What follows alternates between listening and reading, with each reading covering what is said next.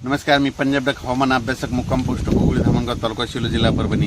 राज्यामध्ये फक्त आता 14 तारखेपर्यंतच राज्यात 14 सप्टेंबरपर्यंत भाग बदलत पाऊस पडणार आहे म्हणून हा अंदाज लक्षात घ्यायचा। त्याच्यानंतर 15 पासून राज्यातला पाऊस म्हणजे वरून राज्य विश्रांती घेणार आहे, रजा घेणार आहे म्हणून हा सर्व शेतकऱ्यांनी अंदाज लक्षात घ्यायचा। राज्यात सांगायचं झालं तर श्रीच्या आगमनाच्या वेळेस विदर्भात पाऊस चांगला पडणार आहे।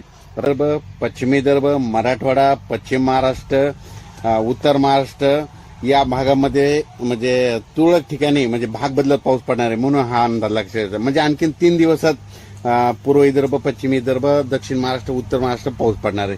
म्हणजे 9 तारखेपर्यंत पाऊस सप्टेंबरपर्यंत राहणार आहे। त्याच्यानंतर परत सांगू इच्छितो पश्चिम महाराष्ट्रातल्या सर्व शेतकऱ्यांसाठी आनंदाची बातमी, कारण तिकडे आता कांद्याचे रोप टाकायचे। मग पश्चिम महाराष्ट्रामध्ये 10 सप्टेंबरपासून वरून राज्याची विश्रांती घेणार आहे। म्हणजे तो पाऊस कशी विश्रांती घेणार आहे? पुणे जिल्हा, सातारा, सांगली, सोलापूर, कोल्हापूर, 10 सप्टेंबरपर्यंत विश्रांती घेणार आहे। आणि फक्त स्थानिक वातावरण तयार होऊन फक्त दुपारनंतर ऊन पडल्यानंतर एखादा पाऊस होऊ शकतो, त्या जिल्ह्यात होऊ शकतो, तेवढं मात्र लक्षात द्यायचं। पण पश्चिम महाराष्ट्रात आणि सातारा, सांगली, सोलापूर, कोल्हापूर, पुणे या भागात मात्र 10 तारखेच्या